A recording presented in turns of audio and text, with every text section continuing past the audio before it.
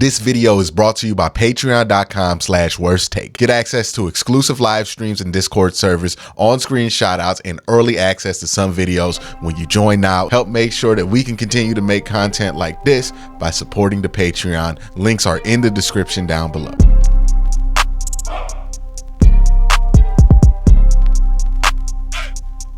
Browns playoff week. I have to bring in the best guest I can find for a playoff week. So I'm bringing in Tyvis. Tyvis, a lot going on that I can ask you about, but we're going to try to keep it about the Browns right now. You know, I'm not going to torture you about the wild week that Ohio State has had. But just the Browns being in the playoffs, has it really set in for you that this team is like not only back in the playoffs, but back in the playoffs after like we don't have to talk about like, oh, it's been a 10-year drought. Like we don't even got to do that anymore, right? It's like been like 3 years. Yeah, I was in the minority. I believed in Kevin Stefanski. Even last year, a lot of people was calling for his job. I was probably one of the rare people like actually backing him. And I figured that I thought he was a really good offensive mind. And I thought last year we really didn't get a chance to see it. Obviously, it was a lot going on offensively with the quarterbacks, Jacoby Brissett. Then the defense just wasn't great last year.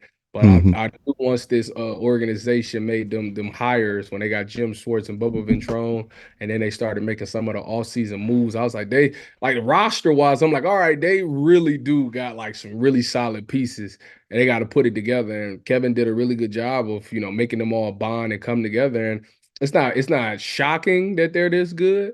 I thought once I seen that defense and how they played, I said at the beginning of the year, that defense is good enough to help them win games or keep them in games. And that's been the recipe this entire year. Obviously with all the injuries going on the offensive side of the ball. So, I'm not shocked, and the crazy thing is they dangerous. Like they actually can make some noise in the playoffs. So I'm excited to see what they do.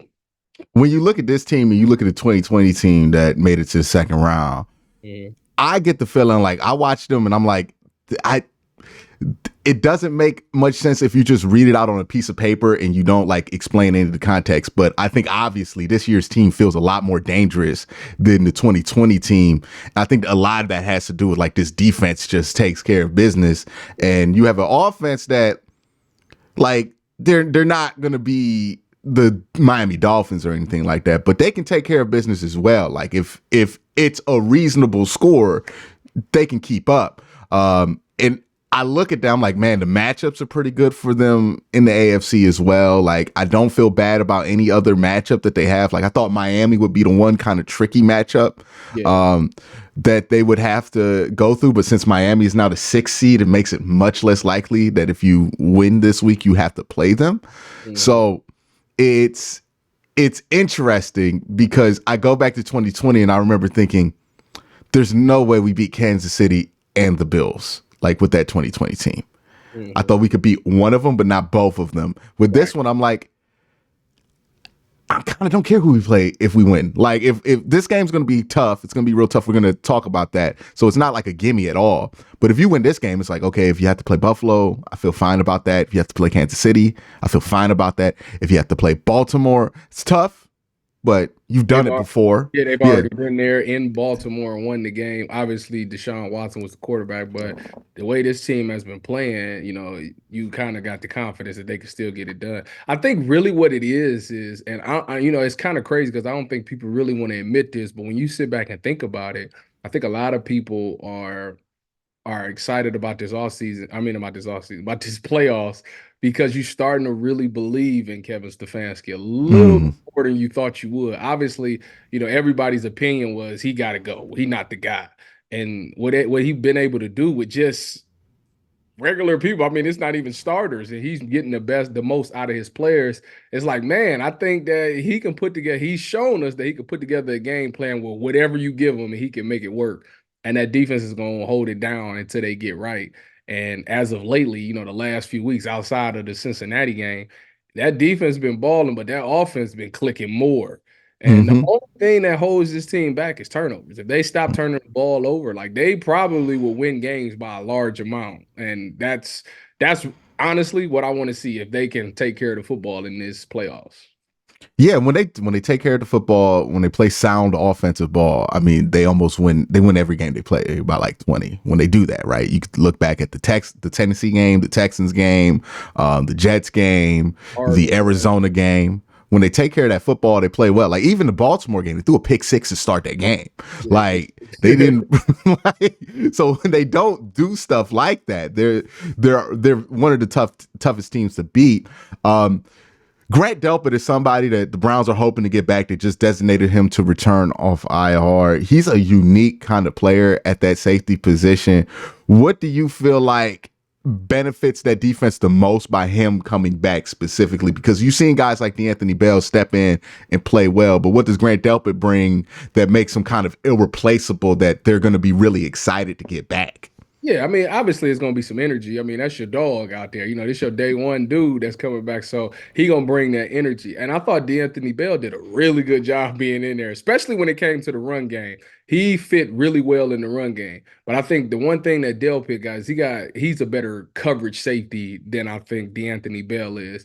And going up in these playoffs, some of these tight ends is really good. I mean, you're gonna have to guard some guys. Obviously, Dalton Schultz is the guy for the Texans. If you play Baltimore, Isaiah Likely's doing well. Mm-hmm. Every really good team got a tight end that's doing well. So Grant Delpit gives you that man-to-man coverage that you need. That's gonna be tight coverage. Obviously, this guy went to LSU. You know how they DBs are, even though Ohio State's is better, but we're not gonna go down that road. He still provides that coverage that you need. He's a guy that can get you both. He's really good in the run game, but he also make plays in the passing game. I mean, you think about going back to the Pittsburgh Steelers game. He read this route. It was on the third down. They was in man coverage, and he cut this dude route, fell off of his route, undercut G News man and picked it off and almost took it to the house. So you got a guy who can make plays like that. That's something that, a lot of quarterbacks ain't anticipating that a dude will be able Mm-hmm. to make. That's what he brings. He's a special player because he understands the game of football. I wonder too, because D'Anthony Bell's been so good against the run. When Grant Delpit was in there, he was one of your best run defenders as well. I mean, last year I think he led the team in run stops. Yeah. So I wonder, like with Anthony Walker being out for the rest of the year, do they get creative and try to like find ways to put them both on the field, even though they're lighter players? Well, But they're lighter at linebacker too I now. tell you So. what, when they played the Jets, they did that with Ronnie Hickman. Ronnie Hickman was on the Mm-hmm. field, and they kind of just had him be an inside piece or kind of shade where Garrett Wilson was at to try to stop the pass. And so if you out there balling and you a player and you make plays, Jim Schwartz show you that he will keep you on the field. And like I say, D'Anthony Bell, he for some odd reason that boy come up and he make plays in the run game. If this, I mean, Devin Singletary is good. Don't get me wrong, he's good. The man gets over 100 yards, but he not like somebody that you got to fear like that. So I don't know how much we'll see D'Anthony Bell on the field. I'm sure they'll keep him in there because he's earned the right to be on that field. So they'll get him some snaps. But I think for the most part, you can get that same production with Delpit and even better when it comes to the passing game, especially going up against a good quarterback like CJ. Yeah. Now let's talk about CJ Stroud, obviously Ohio State alumni, same as The you. Bucks. You watched him play a lot of football throughout the course of his career. When I see CJ Stroud, I'm like, oh, this is who like people wanted kind of like Trevor Lawrence or even at times like Justin Herbert to be, where he loves taking them deep shots and he's so accurate down the field with it. And to me, I'm like, every time I watch him on film, the thing is, if he sees it, you're done. Like you can't let him see it. Like the second he sees it, it's there. Like that ball is fitting into that window. He has it, especially if he's like on the run, kind of going downhill a little bit. He's gonna get it right there. When you look at CJ as somebody who is used to having to prepare for guys like CJ, what do you see as things you have to be extra concerned about and things that you feel like can be opportunities, especially since he's a rookie? Yeah, so when you obviously him being a younger guy, what you want to do is you want to confuse him in coverage. CJ this season has struggled in man coverage for whatever reason, but in zone he'll pick you apart, and you got to give his offensive line credit. But what makes CJ so special is he got touch on his football. Like he puts that ball in the spot where only his guy can get it. I mean, I watched him last week against the Colts. Man, this man was about to get sacked and he threw a ball and it hit his dude right in the hands. Now, his dude dropped it, but it hit his dude right in the hands in traffic. So he really got a nice touch on the ball. But I think what makes him even better is that he anticipate things much faster than a lot of vets do. Like he can see where you about to be with the ball, and before you even get out your break, the ball is there. So as soon as you come out your break, as a DB, this is tough because if it takes you a minute to recover from certain things. You got to Mhm. drop your weight, get in and out. Some people ain't smooth with transitioning, and that's what makes some DBs better than others. Is transitioning out of your break. You got a quarterback that's throwing the ball before he even come out his break. 9 times out of 10, you ain't gonna make a play on that ball. The only way you're gonna make a play on it is if you jump in routes, and now you getting yourself open for double moves. Mhm. So CJ is ahead of the curve right now. Like I say, they give him the time he need. He can pick you apart, and nobody thought that the Texans' weapons was that good. But Nico Collins is a player. Dalton Schultz, we know from last year and his years with Dallas that he's a player. If he still had Tank Dell, I'd be a little bit more worried because he was becoming a player as well. But CJ got great touch on the ball, which he's always had, even when he was at Ohio State. His ball placement is out of this world. But what he's really developed is anticipation, like just getting that ball out in a spot before anybody ready. Like that is crazy to watch. Yeah, it's like you see it like pop open on film, and you're like, "Oh, the ball's already Yeah, the on its ball way." gone. Before the dude even turned his head out his break, the ball is gone. So as soon as Like, he turn oh around, it's like, no. oh, it's right Yeah, there. yeah. So it's like I think so. When you look at CJ, is it a pressure game where it's like you got to make sure not only you get pressure, but you like disrupt him. Like you can't Yeah, listen, let him be clean. Like I think of the Denver game as probably the worst game the Browns defense had with this kind of stuff because even if they were pressuring Russ, they weren't stopping. They weren't speeding Russ up, right? He was able to roll out, pat a yeah. couple times, throw that ball where it needed to go. And that's the kind of thing that you can't let happen this week with CJ. Uh, I think it's just about one thing you got to do is you got to disguise coverage. Disguising the coverage, it confuses a quarterback, but it also makes him hold the ball longer. mhm. He's still trying to dissect like what are they in, and while he's trying to figure out what they're in, that's still buying your pass rush time. And with this D line, they don't, you know what I'm saying? They getting home. Like these guys is relentless and they getting after their quarterback. So it's gonna be easier for you to jump routes or understand where the ball is coming. He's got to get rid of it. So as long as they do that, they'll be fine. And I think it comes down to just that pass rush. If you still, like I said, if you stand there and give him time and he can sit there and pick you apart, he will, because he can make all the throws on the field. But if that defensive line gets there and they play man behind it, and obviously with our three corners, you got three of the best corners in the league. You play man behind and these guys is tight on coverage, it'll allow him to hold that ball for a second or second guess himself. And that's how you get them sacks or these D linemen get their hands up and knock the ball down. It's gonna be interesting to see like how he responds to this because I have to imagine what he played Baltimore his first game in the NFL, so it's kind of like a wash. Like you can't really tell Yeah. much about that. And then the next best defense he played against the Jets, but he also got injured in that game. So again, it's not a ton you could read from. This probably be, I mean, the biggest game he's played in the NFL, and then obviously probably the biggest test as far as defenses go because everything you talk about CJ Stroud does not do well. That's right in the Browns' bread basket, right? Man coverage. I know Jake Burns was on here talking about he struggled for whatever reason against cover one, like just was single which is high. which is wild. Yeah. That's really what it is. Because really, if you and man to man, that's just about your receivers winning their coverage. hmm We so enamored with what Nico Collins has been doing, but we can forget the fact that sometimes it's off of play action, sometimes it's in zone. He's getting behind the zone. I just don't see him really doing that, with the corners that we have. Like Denzel, he's not going past Denzel. I mean, Denzel's really fast. Martin Emerson is very physical and he gets his hands on you. G do in the slot, he's really become really good in the slot. So it's like these guys they'll be in position to make the play on the ball. Like and we play the ball really, really well. I mean, our corners got the lowest or passer rating completion against them in the league. I think it's Martin Emerson and then it's Denzel 1 and 2. So that's why to me it's like, unless Singletary go off, which I don't anticipate that happening, I just don't really see it that much. Mm. It's one of those things where I think we got so caught up in the quarterback matchup that we didn't want, like Mhm. as far as Browns fans talking about this, Yeah. that like we didn't really look at like, okay, what's actually like a bad matchup versus this defense. Well, And, the thing about us is like right now the passing attack for us has been really, really good. And mm-hmm, I know the last time we played them, obviously, Amari Cooper had that big game and Joe Flacco went for all these yards. And you can't really, I don't really put a lot of stock in that because Will Anderson didn't play. mm-hmm, Whoever the second best pass rusher, he went out early in the game. And then they lost like some dudes in the secondary. So it was hard for them to adjust. A lot of those guys are going to be healthy in this game. So obviously you're going to have a better pass rush from them. I just don't think they secondary to me outside of Stingley. Stingley legit to me.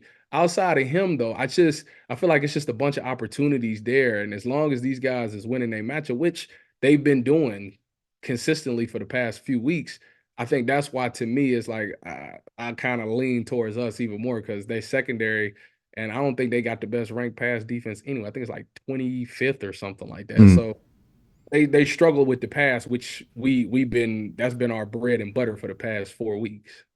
Yeah, and one of the things I think is interesting on this team is Amari Cooper, right? Because when Amari Cooper seems like the perfect kind of wide receiver to put against like any good young defensive back, Yeah. because he just like he just hit him with them old man moves sometimes. Like it just feels like Technician, man. and Amari it, Cooper, listen, Amari Cooper is one of those wide receivers that until you play him, you don't know. Like you think you can mm-hmm, watch it on tape and you'll be like, oh yeah, I'm good with that. But when you go against him, he's just so smooth. He get like the dude get in and out of his routes that you gotta be able to you gotta go up against it to know, like, all right, this is how it's gonna be. And if you ain't ever did it, everything looks the same. He does a really good job of making all of his routes kind of look the same when he come out of his breaks. So you never can anticipate exactly what he's about to do. And that's what makes him dangerous. And last time we played him, if you remember him and Joe Flacco for the past like 2 or 3 weeks up before that game, they was hitting that bang eight, that quick little get behind the linebackers, boom, throw the post right behind them. And mm-hmm. the Texans was like, they pretty much took their safety and made them an inside piece. And in that game, Kevin Stefanski kind of realized what was going on, and he turned it into a skinny post. And that's how that first play, I don't know if it's the first play, but that first drive, he got behind them because they was thinking bang eight, but he took it deeper down the field, and that's how he got behind them. So coaching and Amari Cooper, man, they like that. They really good. Yeah, because like it's not just that like you hear Amari just be winning like these. It's like you be hearing things like, "Oh yeah, Amari came up with that." Like Amari told us to do this. Yeah. Like, and I wonder too. I'm like, man, when people who are playing football right now start doing podcasts, like, and they're not in the league, so they don't have to kind of like worry, like have that same restriction on them, where like I can't talk about certain things or certain players because I'm Yep. still in the league. Like Mhm. once those dudes get out the league, I feel like Amari Cooper is going to be one of them dudes that like everybody's like, "Hey man, y'all don't understand. This dude was really, really good." Yeah. Yeah, like, dude played a lot of ball, man. He understands football, and what he does is I think because you don't know exactly what a team is going to do, like as far as offensively, you don't know how they're going to play Amari Cooper. He has no idea. He knows that he's going to get doubled, but he don't know exactly how the double team is going to be. Is it going to be inside out? Is it going to be high low? Like how is it going to be? And once he figures that out, he goes out there and he tests a couple things. The best time to do it is like on run plays. Go out there, test some things out, and see how they gonna react to it. And then you come up with it like, all right, I can counter it like this. So Amari is actually not just a good football player; he's smart. Like the dude understands what's going on. He understands how he can attack a defense and be helpful in the offense. And Kevin Stefanski's respect him so much that he takes what he hears and he applies it. And it's not many times that you hear a offensive play caller listen to his players. Obviously, they feel like they're the smartest ones in the room, but they trust him enough to be like, let's try it. And all the times he's done it this year, it's worked. and it's like funny to watch like Amari Cooper's growth as like a wide receiver and like watch him like get stronger because he's like, okay, I'm getting less fast. I'm just gonna get Yeah, stronger. yeah. But you know what though? He's second. I think he's second in the league on deep balls caught. I think he's Mhm. behind Tyreek Hill, which is crazy because Like I was like, he ain't fast, but it's the routes. The Yeah, routes I are don't know what he ran coming out of Alabama. I think he was like a 4.5 guy or 4.4 guy coming I out of think he ran Alabama. 4.4. I'm pretty sure he ran. Let me look it up. Yeah, I'm pretty sure it's closer to a 4.7 now. Yeah, he ain't running Yeah. like that. But dude, get behind there. He ran a But four. he'll get behind you, and then once he gets behind you, he'll put a move on you too. Like he's good for that, like one little like cut back. Mm-hmm. It's like he cuts, like he's about to go back to the sideline, and then he runs back reverse, and Yeah. that does work on people. So like he did that against Washington, and then like clowned the dude in the post game press conference. Loki, he was like, "Yeah, I just put a basic move on him, and I guess he just went for it." Like, Yeah, Amari got some. He ain't got the wheels like he used to, but yeah, for some odd reason, he see that pylon. He get kind of fast. Boy, be stiff arming and everything. So, hey, I gotta respect it. that's what they call a grown ass man, Yeah, right? that's Like, exactly what they call it. that's what the meeting starts out with in the DV room. That is a grown ass man. Speaking of another grown ass man who's really developed into like being that guy, David Njoku. At Mm. times when he gets that ball in his hands, he looks like Derrick Henry. And I want to ask you the question. I want to ask you this question. As somebody who's had to play safety in NFL, what position that you could get into when you're like, oh, David got the ball? Are you like, nah, No, this well, dog? all right. So that's funny that you say because I was just telling my wife about this. We was watching. I think we was watching the Texans and the Colts game, and I can't remember who it was, but somebody was like didn't really want to hit the running back, and I was telling my wife like you can't put that on tape, like because like now everybody knows like because the eye in the sky don't lie. Everybody know Yeah. that you're scared to hit. So if you go up against David Njoku, now the thing with David Njoku is he can get you either way because he likes to hurdle, but he also dropped the shoulder on you. So it kind of puts you in a dilemma. If I'm going up against David Njoku, he one of the ones that you got to drop last minute, like you got to run high, like you about to like you got to make him think that y'all about to go head up. So the jumping aspect is gone. He ain't even going to he think Mm-hmm. run this dude over. And at the very last minute, you got to drop and shoot his legs out. That's the only way that you're going to get it. Because if you go one-on-one with it, listen, I did David Njoku's workout this off season, like a couple months ago. It's real. I see why he is strong as he is. So, no, yeah, that's one of them dudes you got to hit low, grab a leg, and hold on and tell 10 other dudes, y'all better hurry up. That's what I do to David. I know Joe Flacco couldn't believe what he saw when he got to practice the first time and realized that David Njoku would be his new Dennis Pitta. Like, I know he was like, yo. All right, like, wait a minute. I ain't know dude was I like got Amari this. Cooper and him. Yeah. That's the Well, tight end. Hey. David was he had them couple games where he was dropping the ball. And Mm-hmm. the thing is nobody lost faith in him. Everybody was like every quarterback, because I think DTR kept going to him. And I think and Joe went to him. I think it was the Ram game or There Denver. was One of them Denver and games, Pittsburgh. David yeah. had two, like between those, Denver, Pittsburgh, and Baltimore. I think people forget Baltimore. He He had one had too. like he had like 8 or 9 drops It, between the 3 games. yeah, and then like four of them were like, oh, he would have scored. Like Yeah. he would have Yeah. 100% scored. Like it was a touchdown. And he had that little rough stretch and he said he was going to get on the jugs machine. And then he came back and dropped 2 passes after he did that. But then he fixed it after that.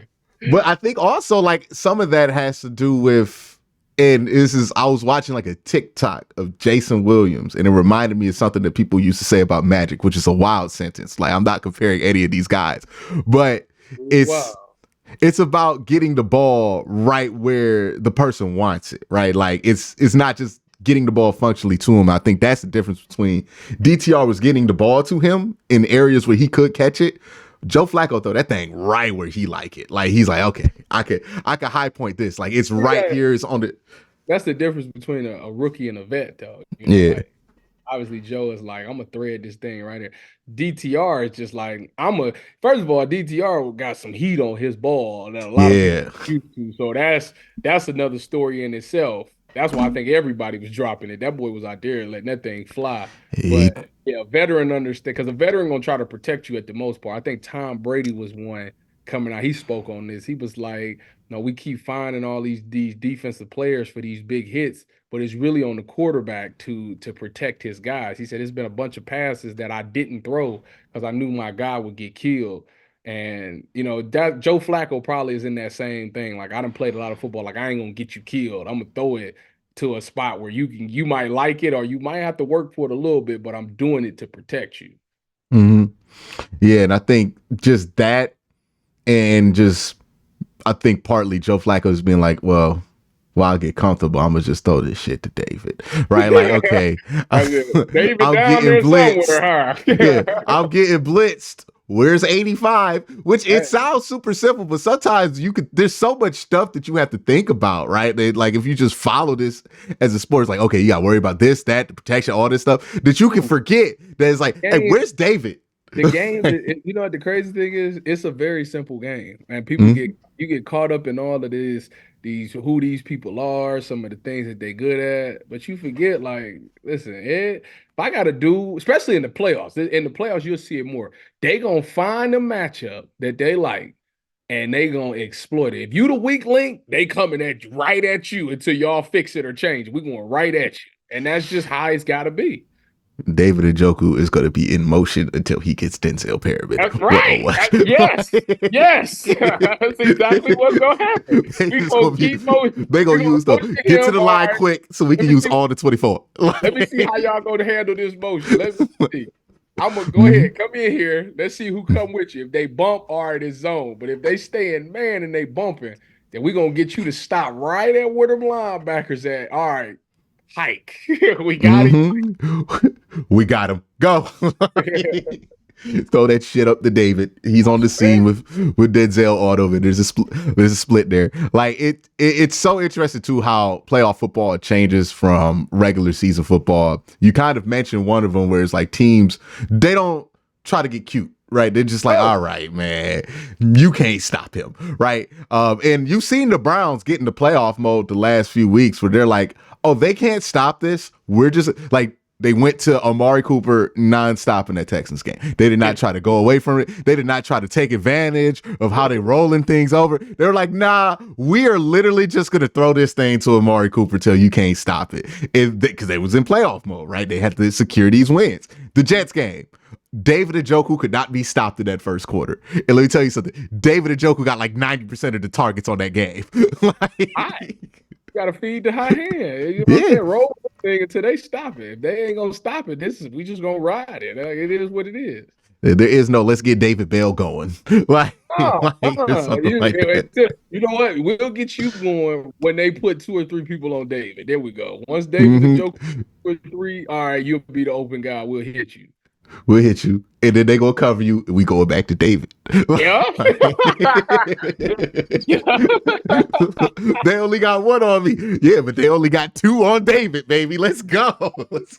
Oh God. That's We gonna be back to exactly, throwing that stick to David, baby. Then, boom. All right, break a tackle. Run for 7. yeah. It's got to be an interesting life to be like one of these wide receivers who are more of a utility because they're like, okay, I'm finally open, and they know they're gonna get 1 or 2 plays where the Well, no, defense is like. the thing with Joe Flacco do hit a bunch of targets. He don't lock in on one guy. He's been really good at getting 8 and 9 different people the ball. So I think that helps in the locker room as well. If I'm a wide receiver, I'm thinking to myself, listen, bro, he's spreading this thing around. He's showing love. So I'm gonna run my route even harder and try to win my 1-on-1 because if I do, it's a good chance he gonna find me. You know what else helps? Getting them 2 touchdowns in week 18 for David Bell, right? Like, I bet he feels great now. Like, listen, he the third. Listen, if Amari dealing with some heel stuff, but he said he gonna play anyway. Elijah coming off a concussion, David Njoku gonna receive a lot of attention. When he scored his first career touchdown, they ain't even cover the dude. Like, mm-hmm. you can fly under the radar and be a playoff demon. Mm-hmm. David Bell's like, I will take the Gabe Davis run. Like, I will get that. Because Gabe Davis's whole run was, we tired of Stephon Diggs, dog. Like, Dude, so like I got 3 on the season. Come on now, I got more. think he got more than Elijah Moore, don't he? Yeah, yeah. If he get to 5, he might hit an incentive. You never know. Like, last thing, and this is not Browns related. What was your whole take on the Jameis situation where people were like, Man. I First of all, feel, go ahead. first of all, Jameis might be the funniest dude in the league. His interviews is hilarious to me. Now, the situation is I don't mind them going for the touchdown. Like I don't. Mm-hmm. What the only bad part about it is if you're gonna go for the touchdown, don't come out in victory formation. Line up in Yeah. operation and let them know that you're doing that. Give me a You get fair shot to stop it. yeah, you get a victory formation, everybody chilling on the play, and you just give it up a free touchdown. So that's the only problem that I had with it. I'm not mad that he wouldn't. Who cares? Like the coach should have been mad 41 points ago when they was down 41-17. Like that's what been mad. Dude, take a pick to the 1 yard line. Like, who ain't gonna go for the touchdown? Like, why would you not? So my only thing is if you want to be like that, don't try to be slick about it. Just line it up in our formation, goal line it, run it, get the touchdown like that, and call it a day. I also would like to let people, like, I wish people would bring this more to the factor that it is Jameis Winston we're talking about. And, like, I don't know how much of Jameis Winston you followed in your life, but Jameis Winston seems like somebody who, like, we all have the homeboy who's easily gassed into doing something. Like, easily gassed into doing something. Jameis Winston is 1,000% that guy. Like, him and who else was it? Who was it? Who was the running back that needed the incentive for New Orleans? Jamal Williams. Jamal Williams. Okay, those two were looking 1 yard from, and I know, see, they gonna blame it on Jameis. I blame it on the offensive lineman and everybody else in that huddle because I know what went down in that huddle. Hey, dog, I know you ain't gonna let coach take it from you. Jamal walked up in there and said, y'all know I only need one vote for this bonus. And then everybody liked Jamal. See, that's the thing. Everybody liked Jameis. Everybody liked Jamal. And everybody in the huddle was like, let's get Jamal this touchdown. And then the play call came in and it was victory. And everybody was like, you know how offensive linemen are like, we can run it anyways, all the time. So I bet they was like, nah, we could still do this. Just hand it off to Jamal. Jameis, come on, just hand it off to Jamal. Jameis ain't gonna say no to no party. I don't know how long his contract was, Jamal, when he signed it. Mm-hmm. The 1 year deal, you better get as much money as you can. If you telling me we on the one and I could get a bonus, I'm running for two. What you mean? Hey, running back careers ain't that long, man. You gotta get all that money you can get in your contract. Like who knows if Jamal Williams gets another contract? Like it's called out. Like Leonard Fournette was on the practice squad. Okay, like it's rough. Dalvin Cook is on a practice squad right now. Like it could go like that. Nothing is guaranteed at that running back position. And I know Jamal was like, "Hey, Jameis ain't here," because Derek wouldn't have done it. Right? Derek would be like, no, we're going to run victory. Nah, Jameis, though, Jameis is the fun parent, right? Jameis the one you can talk into a bad decision. Like, hey, man, come on, man. This would be once in a lifetime, Jameis. And it's the Falcons. You don't like the Falcons? Like, you don't like the state of Georgia? Like, I know how you feel about that. You from Alabama. They not the dirty South. Like, I bet they talked this man into it. And he was like, what? Yeah, and then the thing that's great about Jameis, he stood 10 toes down on it.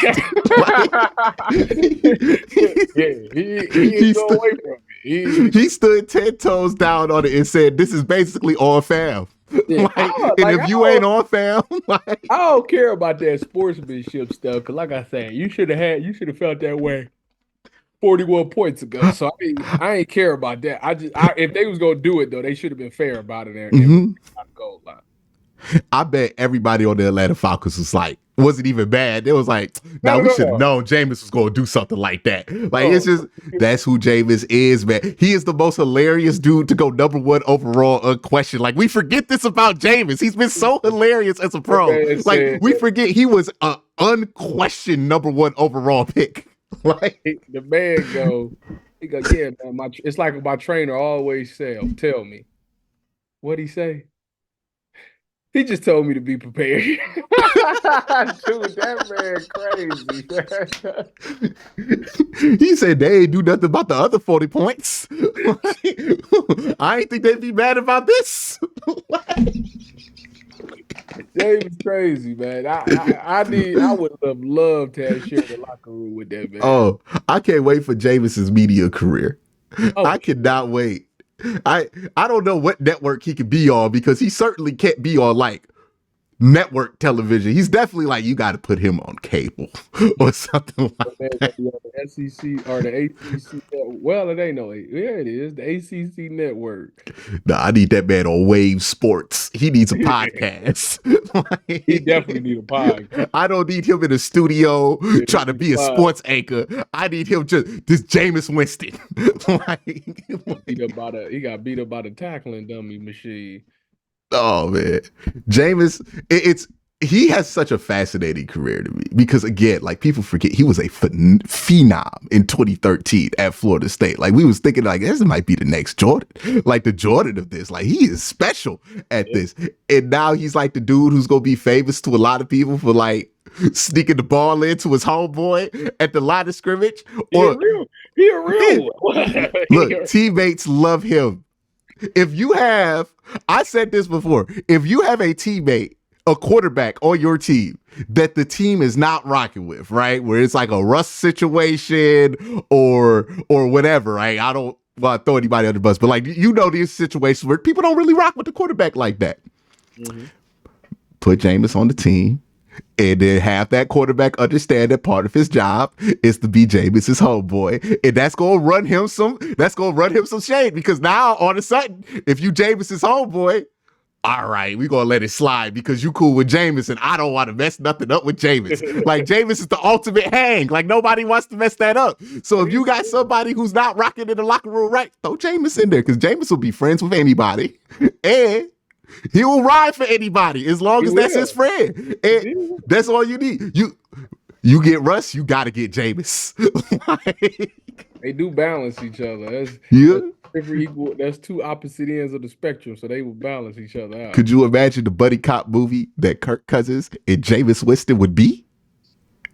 Mr. 30 for 30. Yeah, Kirk would be like, I learned to be more aggressive hanging with Jameis. And Jameis would be like, I learned how to shop at Kohl's responsibly from Kirk. And they're going to learn from each. It's going to be the best buddy cop movie we've ever seen. So it needs to happen. You already put the chains on, Kirk Cousins. Mm-hmm. Yeah, see, Kirk putting the chains on. And it's funny because Jameis would be looking at them chains like, man, I don't really do all that. Jameis not really a jewelry guy. He's super country. He trying to get them crab legs out the snow. Play the crab legs. See, like that's the thing with Jameis. He got such weird controversies and such serious ones at the same time. Like the crab leg. Remember when people were legitimately mad at him for stealing drinks outside of a Burger King? Like stuff we all do. People was actually mad at this dude for this.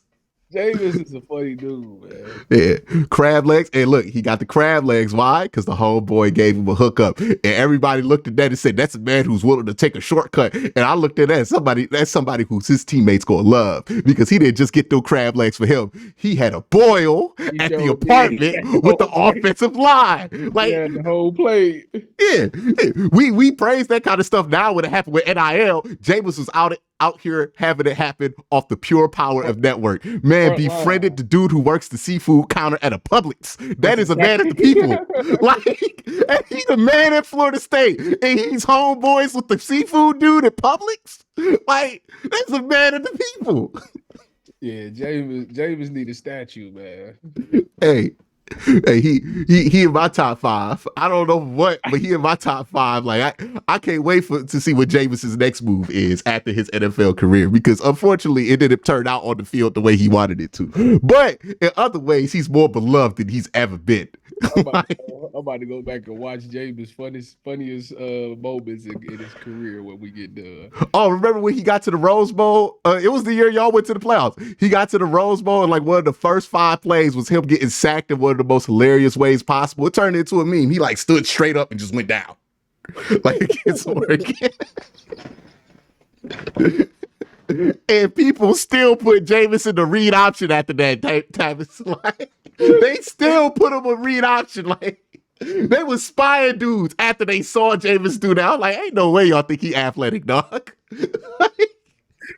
gotta hurry up. I'm about to go look it up, man.